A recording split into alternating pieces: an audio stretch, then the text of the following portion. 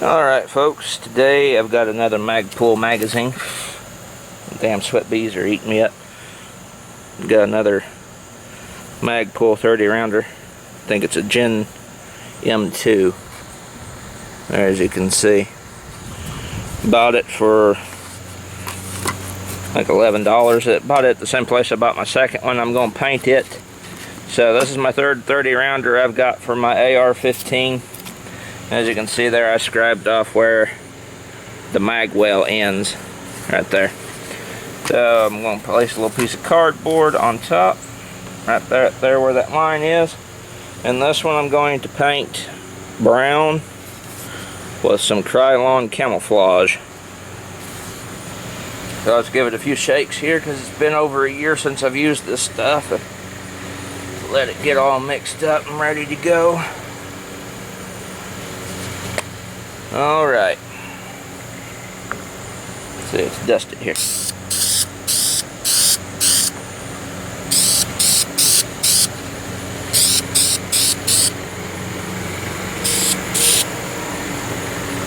Come around here. Hit the bottom. Alright. So, got that painted. We'll come back out here in a little bit after that's dried and touch up the other side.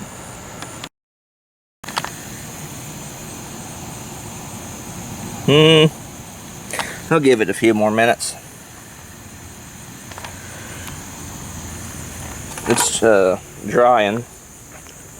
It's still pretty wet, but the paint, because I don't want to flip it over while the paint up here is still wet and you don't mess up the pattern. Well, really, there isn't going to be a pattern. It's just brown paint. So that way, I'll have a flat dark earth Magpul mag, a green Magpul mag, and now I've got a brown one. Again, this is the paint I use, Krylon camouflage, and it's just flat brown. I mean, I don't have to paint the magazine. That's just something I'm choosing to do, because why not? Alright. Well, I'll hit it again here in a minute. Alright, gonna do the other side now. Let's take this off. Oh, sweet, that's perfect. See there? Cut off right at where the magazine well ends. Perfect. Alright, I think what I'm going to do is I'm going to take this piece of cardboard, lay it down under, flip it around, lay the magazine on the other side, and then take this piece of cardboard, lay it right on that line, and hit it again. Do the other side. Alright.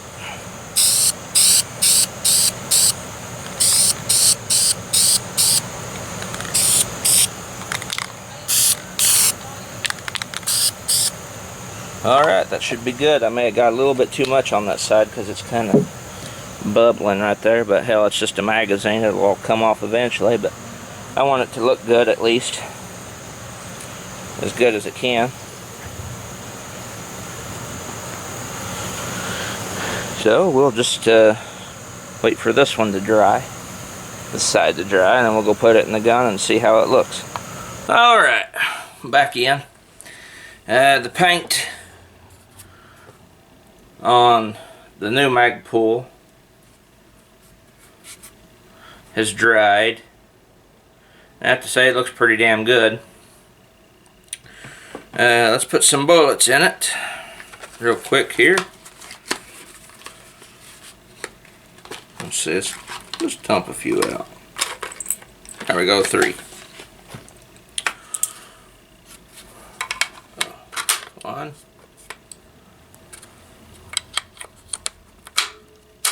2, 3. There we go. Take them out.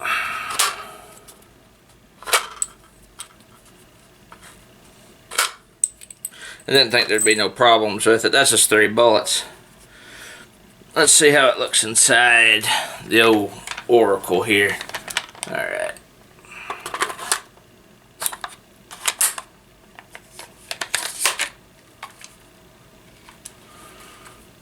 So I got the brown one now. I got the flat dark earth one now. And I've got the green one. So, oh, that one didn't lock. There we go. Got green, flat dark earth,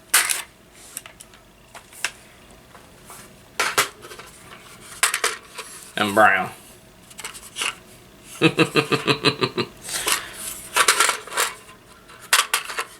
Yep. Now it's purely just cosmetic. I simply just paint them because I want to, because I think it just adds to the look of my rifle. There, I got it up where y'all can see it. It just adds to the look of my rifle. You know, because the whole rifle's painted, you know, receiver, barrel, and all, except for the scope and bolt. Well, of course, you wouldn't paint the bolt, but, you know, just saying. But it's, just adds to the camo factor. So I think that looks pretty cool. Also got my 10 rounder, my Stoner AR-10 mag for the range. So I'm pretty much good to go. I think it looks nice. It adds to the rifle. I'm sure it'll function well too, because the other one functioned pretty well as well. So anyway, that's been my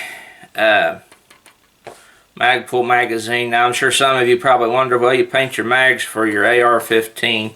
Why don't you paint your M1A mags? You know, why do you leave them black?